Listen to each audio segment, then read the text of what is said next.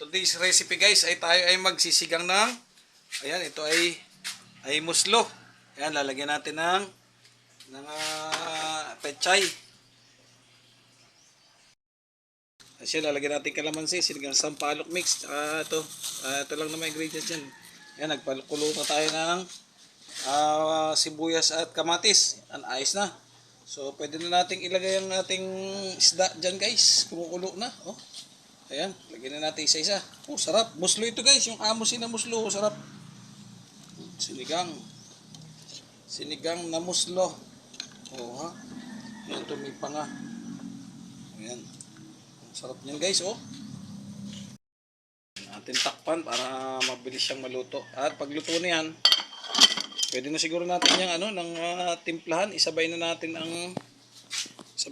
ilagay itong pechay. Tapos timplahan na natin yan ng sabay na yan. Dahil mabilis lang naman maluto yan. May tayo pang halo. Kunin natin ito. Pamahalo.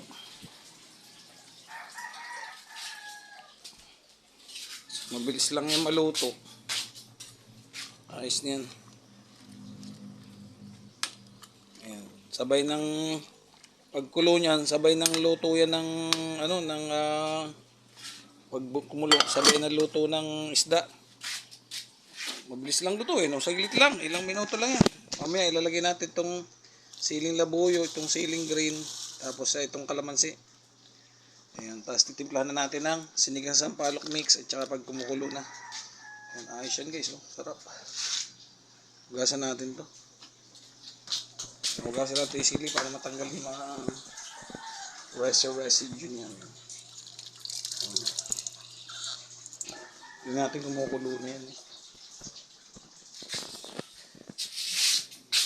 Ngayon lang ulit ako magpo-post ng guys, ng lutong yan, cooking. Lagyan na natin kaya itong sinigang sampalok mix, ayos na to.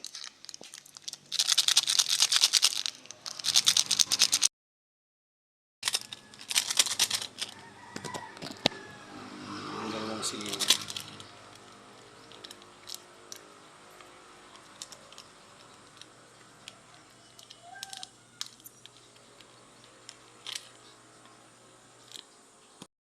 Siya guys, ayos niyan. Galila natin yung mga residue na yan. Ayos yan. Ayan. So pwede na natin itong timplahan ng sinigang sa sampalok mix tsaka asin, betchin. Lagyan na natin yan. Ayaw. Buo.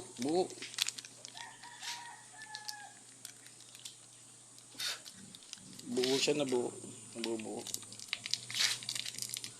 Nabubuo.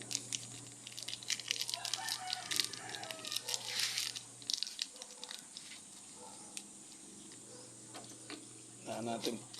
Masyado malakas na po eh.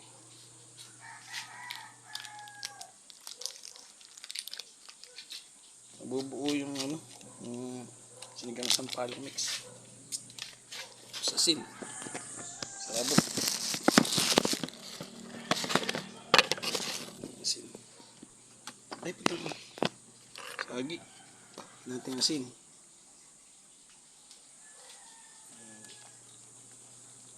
Tapos, luto na yan guys. Tapos yung ating betchin.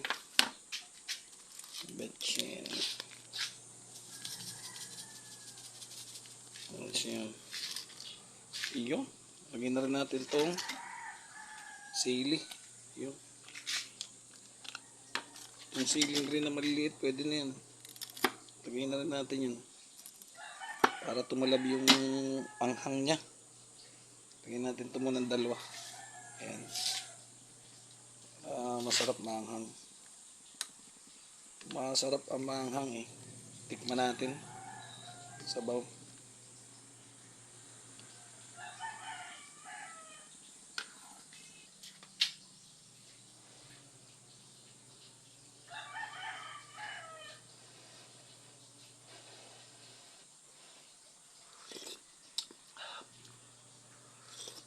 Matabang pa. Parang hindi pa lumasa yung sili. Tsaka asin.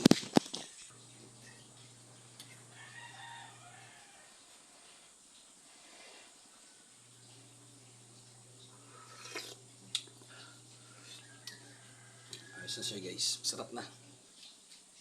Ngayon, dagdagan pa natin ng asin lalo. Parang dito malab yung ating sili.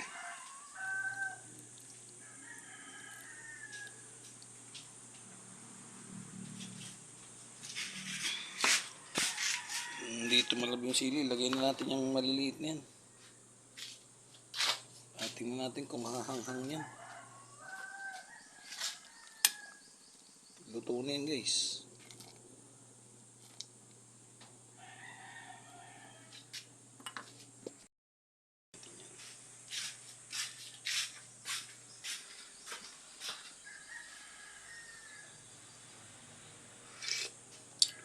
Ayun. Tumalab na. Tumalab na ang anghang niya. Di ba masisira yun? Alin? Pork chop? Hindi. May timpla yan. Ayos na.